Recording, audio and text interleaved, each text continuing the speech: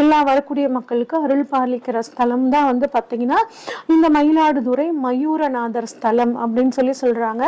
இங்க பார்த்தீங்கன்னா ஆதி மயூரநாதர் அப்படிங்கிறவருக்கு தனி சன்னதி இருக்கு. இந்த சுவாமி லிங்க வடிவத்திலையும் அம்பாள் வந்து பார்த்தீங்கன்னா மயில் வடிவத்திலையும் இருக்காங்க.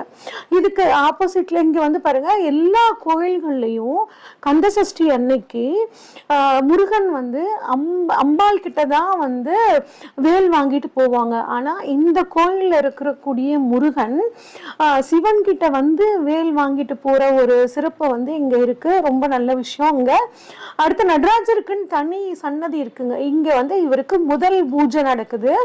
இதுக்கு ஆப்போசிட்ல வந்து பாத்தீங்க அப்படின்னா மயூரம்மன் அப்படின்னு சொல்லிட்டு அம்மன் கோவில் இருக்கு. இங்க வந்து மயிலம்மன் அப்படின்னு சொல்லிட்டு ஒரு அம்மன் கோவில் இருக்கு.